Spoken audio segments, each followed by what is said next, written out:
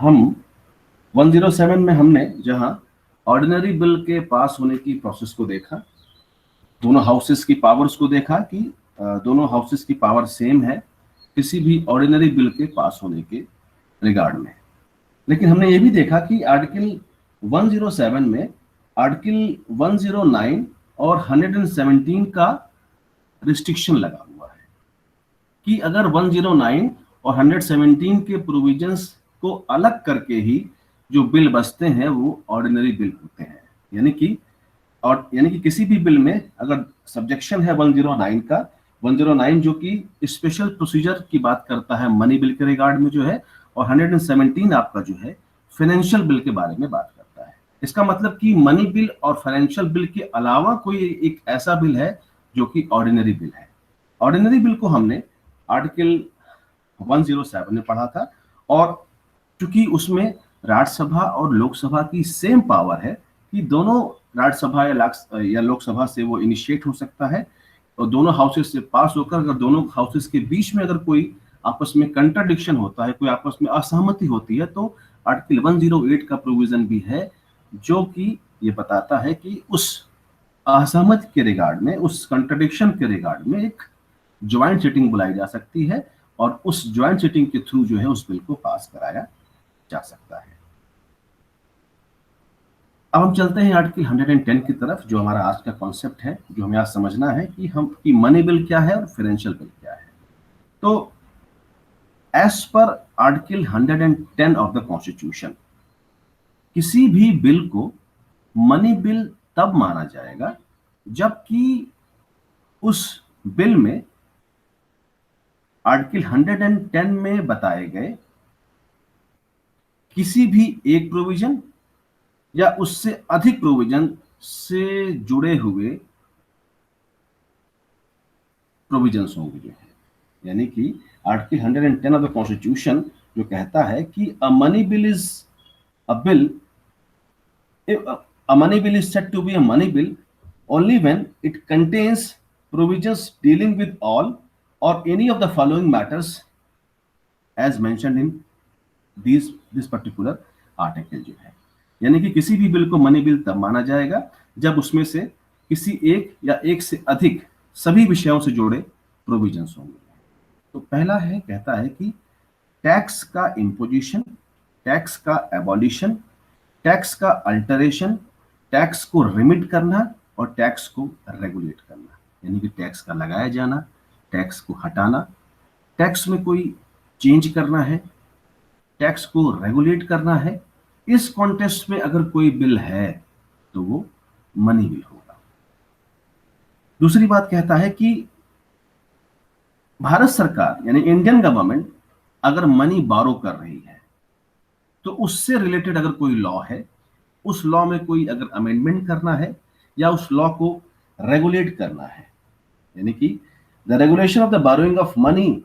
और the giving of any guarantee by the government of India और the amendment of the law with respect to any financial obligation undertaken or to be undertaken by the government of India जो है। यानी कि भारत सरकार अगर उधार ले रही है, चाहे वो फॉरेन अपने सोर्सेज से ले रही है या इंडियन सोर्सेज से अगर ले रही है, उस रिगार्ड में किसी लॉ में कोई अमेंडमेंट करना है, किसी लॉ को अगर रेगुलेट करना है, तो उस कॉन्टेक्स्ट में उससे अगर संबंधित या रिलेटेड कोई बिल है तो उसे मनी बिल बोला जाएगा जो है। तीसरी बात कहता है कि भारत की संचित निधि यानी कि कंसोलिडेटेड फंड ऑफ इंडिया या कंटिंजेंसी फंड ऑफ इंडिया में किसी पैसे को जमा करना या उसमें से निकालना या उस पैसे की कस्टडी से रिलेटेड कोई अगर प्रोविजन है तो वो मनी बिल होगा जो है। यानी कि कंटिंजेंसी फंड ऑफ इंडिया और कंसोलिडेटेड फंड ऑफ इंडिया में किसी पैसे को अगर निकालना है या पैसे को उसमें डालना है, उसके रिगार्ड में क्या कहते हैं, उसके रिगार्ड में अगर कोई लॉ है तो आपका वो मनी बिल है। इसके अलावा अगली बात कहता है कि भारत के संचित निधि से पैसा निकालना, यानी कि the appropriation of money out of the consolidated fund of India जो है, भारत की संचित निधि से वो मनी को एप्रोप्रिएट करना है, उस पैसे को निकालना है, तो उस रिगार्ड में अगर कोई बिल है तो वो भी आपका मनी बिल आएगा। इसके अलावा कोई भी ऐसा एक्सपेंडिचर जो कि भारत के कॉन्सोलिडेटेड फंड ऑफ इंडिया पर जो है अगर चार्ज एक्सपेंडिचर है, यानी या कहूं कि इस तरह से कि किसी भी एक्सपेंडिचर को भारत के या इंडिया के कॉन्सोलिडेटेड फंड ऑफ इंडिया पर अगर चार्ज एक्सपेंडिचर डिक्लेयर करना है, तो उससे रिगार्ड में अगर कोई लॉ है तो वो आपका, या कोई बिल है तो वो आपका मनी बिल है। इसके अलावा कॉन्सोलिडेटेड फंड ऑफ इंडिया या पब्लिक अकाउंट में किसी भी कोई भी धन, किसी भी पैसे का किसी भी पैसे के रिसिप्ट लेना, या यूनियन या स्टेट गवर्नमेंट के जो भी अकाउंट्स हैं अगर उनकी जांच करना है, इससे अगर रिलेटेड कोई बिल है तो वो आपका मनी बिल है। The receipt of money on account of the consolidated fund of India और the public account of India और द कस्टडी और इश्यू ऑफ सच मनी और the audit of the accounts of the union और of state जो है। Article 102 sub clause 2 ये कहता है कि कोई भी बिल मनी बिल नहीं हो, मनी बिल जैसा दिखाई पड़ रहा है तो उस पर रिस्ट्रिक्शन है। रिस्ट्रिक्शन क्या है कि भाई क्या कहते हैं, जो किसी पेनल्टीज के रिगार्ड में हो, सच बिल कोई आपको जो है जुर्माना या कोई आर्थिक दंड आपसे लिया जा रहा है, वो लाइसेंस या फीस के थ्रू आपको कोई, अगर किसी लोकल अथॉरिटी ने या किसी लोकल नीड्स को लेकर सड़क बनानी है, बिजली की अच्छी व्यवस्था देनी है, आपके घरों तक, आपके मोहल्ले में पानी पहुंचाना है, तो उस रिगार्ड में अगर आपकी नगर पालिका या क्षेत्र पंचायत या नगर पंचायत जो है आपसे कोई टैक्स लेती है, किसी टैक्स को हटाती है, किसी टैक्स को बढ़ाती है, किसी टैक्स को रेगुलेट करती है, तो उस रिगार्ड में अगर कोई इस तरह का बिल है तो वो मनी बिल की डिफिनेशन में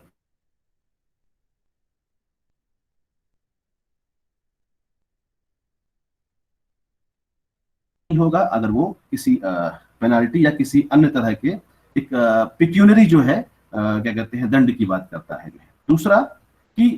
अगर उसका संबंध, अगर वो पर्टिकुलर जो बिल है वो किसी तरह की सर्विसेज के रिगार्ड में है, किसी तरह की सर्विसेज या लाइसेंस के रिगार्ड में है, जहां पर आप उस लाइसेंस की फीस के साथ आपको कुछ बेनिफिट मिल रहा है। और तीसरा कि अगर लोकल अथॉरिटी, यानी कि लोकल लेवल पर आपकी आपकी क्षेत्र पंचायत है, नगर पंचायत है, नगर पालिका है, अगर कोई अपनी लोकल नीड्स के लिए किसी टैक्स को इम्पोज करती है या रेगुलेट करती है या घटाती है या बढ़ाती है, अगर वो इम्पोज करती है तो that will not amount to money bill जो है। अब कौन ये बताएगा कि मनी बिल जो है वो मनी बिल है, मतलब कि कौन ये डिसाइड करेगा जो है कि whether such a bill is money bill और नॉट मनी बिल। तो आर्टिकल 110 सब क्लॉज 3 कहता है कि मनी बिल के रिगार्ड में लोकसभा का जो स्पीकर है उसका डिसीजन ही फाइनल होता है। किसी भी मामले में जहां जहां किसी बिल को मनी बिल बताना है या नहीं बताना है, सिर्फ और सिर्फ जो लोकसभा का स्पीकर है उसका डिसीजन लास्ट एंड फाइनल होता है, और उसका डिसीजन किसी भी कोर्ट ऑफ लॉ में चैलेंज नहीं किया जा सकता है। उसका डिसीजन किसी भी कोर्ट ऑफ लॉ में चैलेंज नहीं किया जा सकता है। आर्टिकल 117 हमको बताता है कि मनी बिल जो सिर्फ लोकसभा में इंट्रोड्यूस किया जा सकता है, राज्यसभा में नहीं। As per article 117 of the constitution, The money bill can be introduced only in Lok Sabha with the prior recommendation of the president. It cannot be introduced in Rajya Sabha. आगे इसका एक proviso कहता है 117 का ही कि यदि किसी tax को अगर कम करना है या टैक्स को अबॉलिश करना है, किसी लॉ इस चीज के लिए की रिकमेंडेशन की जरूरत नहीं पड़ती है। आई एम रिपीटिंग इट कि अगर किसी टैक्स को कम करना है, मतलब रिडक्शन करना, रिडक्शन इन टैक्स और सच और any of such tax is going to be abolished, so ऐसे में इस तरह के बिल पर कोई प्रायर राष्ट्रपति की यहां पर उसकी जरूरत नहीं पड़ती है। सभी बिल मनी बिल होते हैं,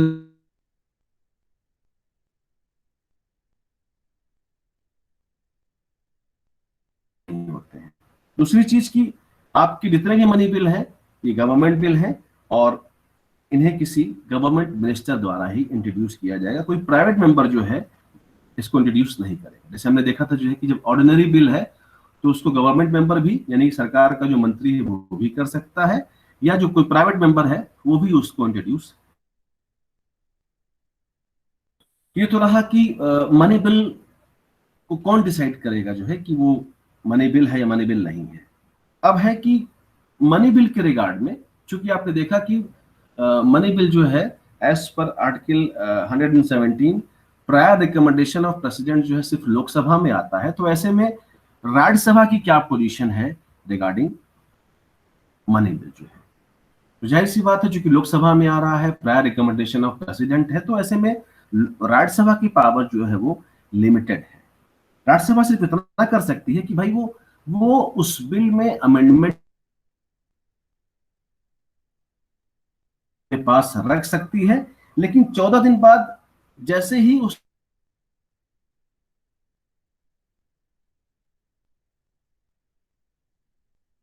बिल को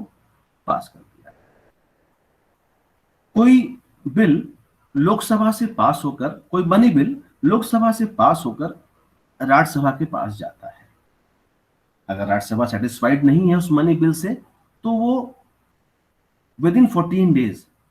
14 दिन के अंदर जो है वो अमेंडमेंट की सिफारिश कर सकती है कि हम इसमें ये अमेंडमेंट चाहते हैं। तो राज्यसभा की उस सिफारिश के बाद जो है लोकसभा के पास 3 ऑप्शन है, चाहे वो सभी उनकी रिकमेंडेशन को एक्सेप्ट कर ले, दूसरा या डिनाई कर दे, या कुछ बातें उनकी मान ले या कुछ बातों को डिनाई कर दे, कुछ बातों को उनके मान ले और कुछ बातों को डिनाई कर दे। अगर लोकसभा सभी रिकमेंडेशन को डिनाई कर देती है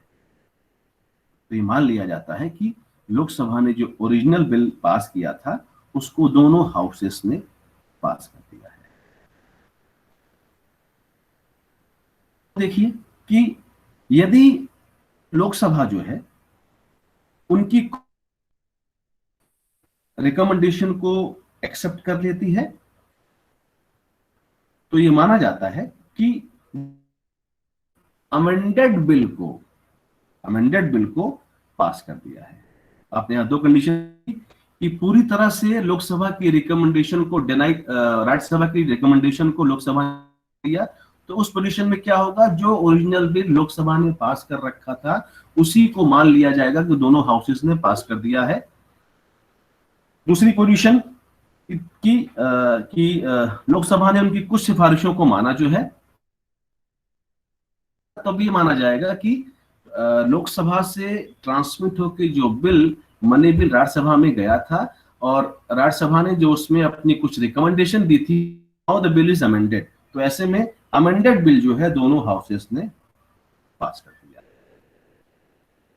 यानी कि राज्यसभा के पास लिमिटेड पावर है, 14 दिन से ज्यादा अगर उसने अपने पास रखा तो मान लिया जाएगा कि जो ओरिजिनल बिल है वो एज इट इज पास हो गया है दोनों हाउसेस के थ्रू जो है। 15 दिन में अपनी रिकमेंडेशन दी उसने, उनकी रिकमेंडेशन को पूरी तरह से लोकसभा ने जो है डिनाई कर दिया, तो फिर वही मान लिया जाएगा कि जो ओरिजिनल बिल लोकसभा ने पास किया था वही बिल जो है दोनों हाउसेस ने पास कर दिया। कुछ उनकी रिकमेंडेशन, यानी कुछ रिकमेंडेशन को राज्यसभा की लोकसभा ने मान लिया जो है, तो उस पोजीशन में ये मान लिया जाएगा जो है कि अमेंडेड बिल, दोनों अमेंडेड जो मनी बिल था उसे दोनों हाउसेस ने पास कर दिया। अब इस प्रोसेस के बाद बिल आपका जाएगा प्रेसिडेंशियल एक्सेंट के लिए राष्ट्रपति के पास जो है। तो इस प्रोसेस के बाद मनी बिल को प्रेसिडेंट के पास भेजा जाता है, और जहां पर कि लोकसभा का स्पीकर ये बताता है कि ये मनी बिल है जो आपके पास साइन होने के लिए गया है। तो यहां पर राष्ट्रपति के पास दो ऑप्शन है। पहला, या तो वो अपनी एसेंट दे दे, और या उसे विदहेल्ड कर दे या रोक ले जो है। लेकिन आमतौर पर प्रेसिडेंट जो है मनी बिल पर अपनी एसेंट दे देता है, क्योंकि अभी हमने थोड़ी देर पहले ही देखा था कि मनी बिल को लोकसभा में इंट्रोड्यूस होने से पहले ही जो है प्रेसिडेंशियल एक्सेंट की जरूरत पड़ती है। तो प्रेसिडेंशियल रिकमेंडेशन के साथ चूंकि सिर्फ लोकसभा में मनी बिल इंट्रोड्यूस होता है एज पर आर्टिकल 117, इसका मतलब कि उस मनी बिल पर पहले से ही राष्ट्रपति की सहमति ली जा चुकी है, और ऐसे में जब बिल दोनों हाउसेस से पास होने के बाद राष्ट्रपति के पास पहुंचता है तो राष्ट्रपति जनरली जो है अपनी रिकमेंडेशन, अपनी एसेंट जो है वो दे देता है, क्योंकि उसकी रिकमेंडेशन से पहले ही बिल वो इंट्रोड्यूस हुआ था, तब उस पर चर्चा हुई थी। तो यानी कि उस बिल के वेयर अबाउट्स के बारे में सब कुछ जो है राष्ट्रपति को पता है। जो बिल वहां पर इंट्रोड्यूस लोकसभा में होने जा रहा है, लोकसभा ने पहले ही प्रायर रिकमेंडेशन 117 में राष्ट्रपति की ले ली है। उसी रिकमेंडेशन के बाद तब आपका जो बिल है वो लोकसभा में आया है जो है। ये तो रहा आपका मनी बिल जो है। फिर फाइनेंस बिल क्या है? तो भाई फाइनेंस बिल से मतलब वो सभी बिल जिनका संबंध वित्त यानी गवर्नमेंट के फाइनेंस से होता है, ऐसे सभी बिल जो है आपके लिए हैं फाइनेंशियल बिल कहलाते हैं। इनको भी कैटेगराइज किया गया है, क्या कहते हैं, इसमें भी 3 तरह की कैटेगरी बांटी गई है। फाइनेंस बिल ये 3 तरह के हैं। एक आपका तो मनी बिल है, दूसरा finance bill type 1 article 117 sub clause 1 में बताया गया है, और finance bill type 2 article 117 sub clause 3 में बताया गया है। किसी टैक्स को लगाना, किसी टैक्स को हटाना, उसमें अल्टरेशन करना, ये सब कुछ जो है आपके फाइनेंस बिल का ही पार्ट है, क्योंकि money bill is with in the ambit of finance bill जो है। सरकार का लेखा जोखा खर्चा सब कुछ आपका इस फाइनेंस बिल में आता है। तो जाहिर सी बात है मनी बिल का जो पार्ट है वो भी जो है फाइनेंस बिल का पार्ट है। सरकार क्या खर्च कर रही है, सरकार के राजस्व में क्या आ रहा है, जो सब कुछ, इन सब से जो रिलेटेड जो भी बिल होगा that will amount to a financial bill जो है। फाइनेंशियल बिल जैसे बताया मैंने 3 तरह के होते हैं। एक तो आपका मनी बिल यानी कि 110 आपका पूरा जो है फाइनेंस बिल की डिफिनीशन में आता है। दूसरा आपका है फाइनेंस बिल टाइप 1 जो कि आर्टिकल 117 सब क्लॉज 1 में बताया गया है, और तीसरा आपका है फाइनेंस बिल टाइप 2 जो कि आपका आर्टिकल 117 सब क्लॉज 3 में बताया गया है। तो फाइनेंस बिल टाइप 1 में ऐसे बिल होते हैं जिन्हें कि जिसमें आर्टिकल 110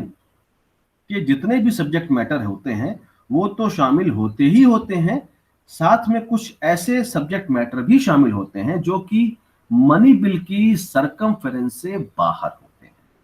यानी कि as per type 1, as per finance bill type includes not only the money bill but as well as also includes such other bill which includes those matters which are not included under article 110 of the constitution जो है। यानी कि ऐसा bill जिसमें कि money bill तो होता ही होता है, उसके अलावा मनी बिल के अलावा भी जो कि आर्टिकल 110 में मनी बिल के सब्जेक्ट मैटर से अलग होते हैं। तो लेकिन हाँ, फाइनेंस बिल जो है दो मामलों में, एक यानी कि फाइनेंस बिल टाइप 1 जो है ये दो कंडीशंस में, दो सिचुएशंस में मनी बिल की तरह होता है। पहला कि लोकसभा में इसको इंट्रोड्यूस किया जाता है, यानी कि it is only introduced in Lok Sabha. साथ ही साथ prior recommendation of president is necessary, यानी कि as money bill, finance bill type 1 is also introduced in Lok Sabha with the prior recommendation of the राष्ट्रपति। लेकिन हाँ, जैसे ही लोकसभा से ये बिल पास हो जाता है और ये ट्रांसमिट होके जाता है राज्यसभा में, तो यहां पर लेकिन क्योंकि मनी बिल तो है नहीं, ये फाइनेंस बिल है, तो ऐसे में राज्यसभा के पास प्रॉपर शक्तियां होती हैं, प्रॉपर पावर होती है, वो इस बिल को डिनाई भी कर सकती है, वो इस बिल को अमेंड भी कर सकती है। उसके डिनाई करने को या उसके किए गए अमेंडमेंट को अगर लोकसभा नहीं मानती है, दोनों में कोई डेडलॉक होता है, तो आर्टिकल 108 के कॉन्टेस्ट में प्रेसिडेंट जो है ज्वाइंट सेशन बुला सकता है दोनों हाउसेस का, जो है दोनों हाउसेस का ज्वाइंट सेशन जो है ये बुला सकता है। इसके बाद दोनों हाउसेस से उस बिल का पास होना जरूरी है, यानी कि लोकसभा ने पास किया, फिर राज्यसभा ने भी पास किया, राज्यसभा ने अपनी कोई रिकमेंडेशन दी, उसको अगर मान लिया या कुछ दी, जो रिकमेंडेशन दी कुछ माना कुछ नहीं माना, हालांकि डेडलॉक की सिचुएशन नहीं आई थी, उस पोजीशन में दूसरे हाउस ने भी पास कर दिया उसको, या ज्वाइंट सेटिंग के थ्रू वो बिल पास हुआ, यानी कि दोनों के बीच कोई कंट्राडिक्शन था, उस बिल पर डिसएग्रीमेंट था, फाइनली 108 में जो है, आर्टिकल 108 में जो है पार्लियामेंट का ज्वाइंट सेशन बुलाना पड़ा, जो है उस ज्वाइंट सेशन बुलाने के बाद तब वो बिल पास हुआ, फाइनेंस बिल पास हुआ। तो दोनों हाउसेस से पास होने के बाद, या कहूं कि ज्वाइंट सिटिंग से पास होने के बाद, आपका जो फाइनेंस बिल है वो प्रेसिडेंशियल एक्सेंट के लिए उसके पास भेजा जाता है। यहां प्रेसिडेंट के पास तीन ऑप्शन है। पहला, वो बिल पर अपनी असेंट दे सकता है, बिल को विदहेल्ड कर सकता है यानी रोक सकता है, और तीसरा, वो बिल को रिकंसिडरेशन के लिए हाउसेस के पास भेज सकता है। मनी बिल में क्या था? मनी बिल में सिर्फ असेंट थी और विदहेल्ड करना था, जो है असेंट थी और विदहेल्ड करना था, रिकंसिडरेशन का कोई भी ऐसा कॉन्सेप्ट नहीं था, जो है। लेकिन फाइनेंस बिल टाइप 1 में आपने देखा कि दो कंडीशंस में फाइनेंस बिल टाइप 1 जो है मनी बिल जैसा है, मनी बिल की ही तरह ये प्रेसिडेंशियल रिकमेंडेशन के साथ सिर्फ और सिर्फ लोकसभा में पेश होता है। तो दिमाग में आपके सवाल आना चाहिए कि सर फिर क्यों नहीं ये जो है कैसे फिर राष्ट्रपति इसको रिकंसिडरेशन के वापस भेज देता है। यहाँ पर हमने देखा था जब मनी बिल के रिगार्ड में जो है प्रेसिडेंट के पास दो ऑप्शन होते हैं, या तो एसेंट हो सकती है उसकी, या विदहेल्ड कर सकता है उस बिल को, जो है रिकंसिडरेशन के लिए वापस नहीं भेज सकता, क्योंकि उसकी प्रायर रिकमेंडेशन के साथ ही वो बिल जो है वहां पर इंट्रोड्यूस हुआ है, इसलिए वो रिकंसिडरेशन के लिए नहीं भेजता है। टाइप 1 फाइनेंस बिल टाइप 1 में भी यही पोजीशन है कि प्रेसिडेंशियल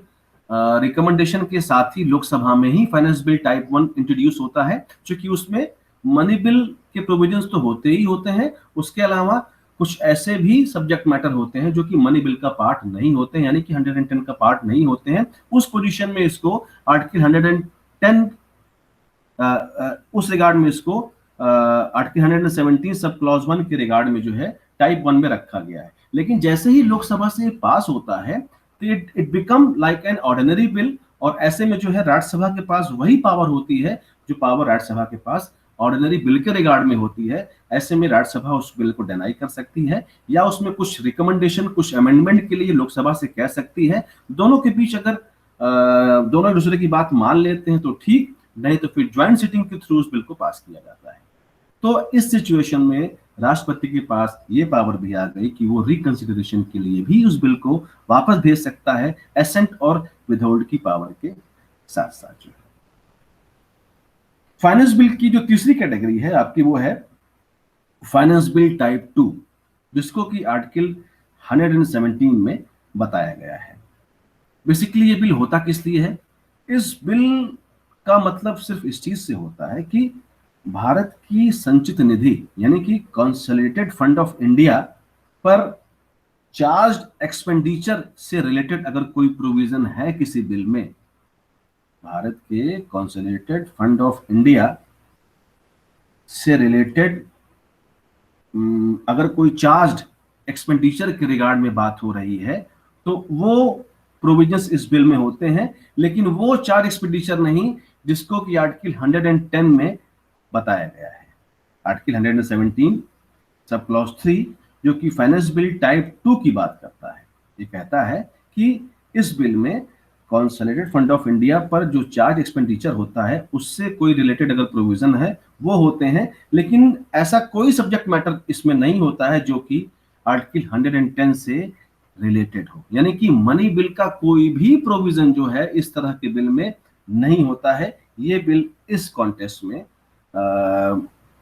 फाइनेंस बिल टाइप 2 का एक एस्पेक्ट है, जो यानी कि इसको इसीलिए जो है फाइनेंस बिल टाइप 2 कहा जाता है 117 सब क्लॉज 3, क्योंकि इसमें जो है मनी बिल के कोई भी प्रोविजन नहीं होते हैं। उसके अलावा क्या होता है, इसमें भारत के कंसोलिडेटेड फंड ऑफ इंडिया से किसी चार्ज एक्सपेंडिचर के रिगार्ड में अगर कोई प्रोविजन बनाना है या कोई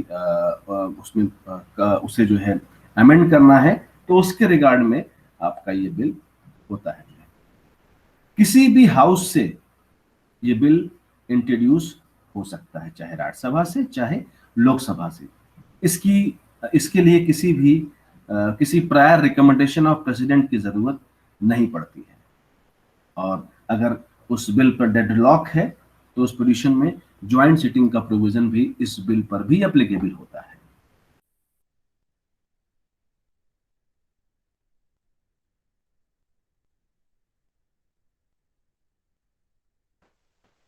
राष्ट्रपति के पास जो है,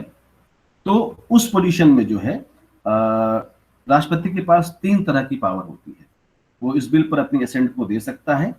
विदहेल्ड कर सकता है, या उसे रिकंसिडरेशन के लिए वापस वो भेज सकता है। क्योंकि किसी भी हाउस से ये बिल इंट्रोड्यूस हो सकता है, लेकिन जैसे ही किसी भी हाउस में उस पर जबकि विचार करना है, यानी कि कोई भी बिल उससे अपने यहाँ इंट्रोड्यूस करने जा रहा है इस तरह के बिल को जो कि कंसोलिडेटेड फंड ऑफ इंडिया के रिगार्ड में जो है उसके भारत के संचित निधि पर जो है कोई चार्ज एक्सपेंडिचर लगाने जा रहा है, उससे संबंधित कोई प्रावधान है किसी बिल में जो है, तो किसी भी चूंकि हाउस में इंट्रोड्यूस हो सकता है। तो ऐसे में कोई भी हाउस जब उस पर विचार करने जा रहा है या उसको पास करना चाह रहा है तो उससे पहले उसे प्रेसिडेंट की सिफारिश की जरूरत होती है। और ये जो सिफारिश है, ये जो रिकमेंडेशन है, उसको दोनों हाउसेस से लेनी पड़ती है। तो ये आपका फाइनेंस बिल टाइप 3 है, जहां पर जो आपने देखा जो है कि फाइनेंस बिल टाइप 3 में जो है आपका वो बिल होते हैं जो कि मनी बिल से रिलेटेड प्रोविजन जिसमें नहीं होते हैं। इसका मतलब कि ऐसे प्रोविजन जो कि मनी बिल की डिफिनीशन क्लॉज में नहीं आते हैं, उन बिल को टाइप 3 की पोजीशन में रखा गया है।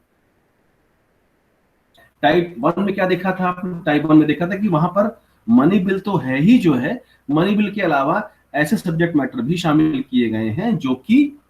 मनी बिल की डिफिनीशन क्लॉज में नहीं आते हैं। यहां पर उस बिल को शामिल किया गया है मनी फाइनेंस बिल टाइप 2 में उन बिल्स को शामिल किया गया है जो मनी बिल से बिल्कुल रिलेटेड नहीं है। मनी बिल के अलावा फाइनेंस से रिलेटेड कोई ऐसा मैटर जो कि भारत के कंसोलिडेटेड फंड ऑफ इंडिया पर कोई चार्ज एक्सपेंडिचर लगाता है, उससे संबंधित कोई अगर बिल है तो वो आपका जो है फाइनेंस बिल टाइप 2 की डिफिनीशन में आएगा जो है। इस पोजीशन के बाद जो है मनी बिल और फाइनेंस बिल में क्या बेसिक डिफरेंस है जो है। तो अगर हम देखें जो है तो आपका जो मनी बिल है, मनी बिल आपका जो है bill is set to be a money bill which is exclusively defined in article 110 of the constitution जो है। इसके बाद जो है आपका जो क्या कहते हैं फाइनेंस बिल क्या है। फाइनेंस बिल आपका है कि वो सभी बिल जो कि आर्टिकल 110 के प्रोविजन से रिलेटेड है, उसके अलावा भी उसमें और भी प्रोविजन शामिल हो सकते हैं। यानी कि वो सभी bill which deals with the provisions concerning revenue and expenditure additional from article 110। हमने देखा था कि ऐसा कुछ और भी जो आर्टिकल 10 के अलावा भी होता हो वो फाइनेंस बिल की डिफिनेशन में आता है। दूसरा आपका मनी बिल है, ये गवर्नमेंट बिल है। फाइनेंशियल बिल आपका जो है आपका ये ऑर्डिनरी बिल है। मनी बिल का इंट्रोडक्शन यानी इंट्रोड्यूस ये सिर्फ और सिर्फ लोकसभा में इंट्रोड्यूस होता है, जबकि फाइनेंस बिल में दो कैटेगरी है। फाइनेंस बिल टाइप 1, इसको आप कैटेगरी 1 बोलते हैं या कैटेगरी ए बोलते हैं या कुछ भी इस तरह बोलते हैं, तो वो उसका इंट्रोडक्शन सिर्फ लोकसभा में होता है। और जबकि फाइनेंस बिल टाइप 2 है, इसका इंट्रोडक्शन सिर्फ और सिर्फ इंट्रोडक्शन ये किसी भी हाउस में हो सकता है। अप्रूवल के रिगार्ड में ये prior approval of the president is necessary, और फाइनेंस बिल में भी दोनों पोजीशन में जो है prior bill of president is. कौन सर्टिफाई करता है कि मनी बिल है या मनी बिल नहीं है, तो आप लोकसभा का जो स्पीकर है वो डिसाइड करता है कि ये मनी बिल है। फाइनेंस बिल के रिगार्ड में इस तरह के किसी भी सर्टिफिकेशन की जरूरत जो है नहीं पड़ती है। मनी बिल के में जो राज्यसभा की पावर है वो रिस्ट्रिक्टेड है, और फाइनेंस बिल के पावर में और फाइनेंस बिल के रिगार्ड में और राज्यसभा की अपनी इक्वल पावर है। मनी बिल के रिगार्ड में इनका कोई प्रोविजन नहीं है, और जबकि फाइनेंस बिल के रिगार्ड में आपका ज्वाइंट सिटिंग का प्रोविजन है। तो ये आपका जो डिफरेंस था वो इसी रिगार्ड में था जो है, और इस तरह से हमने जो है मनी बिल और फाइनेंस बिल को जो है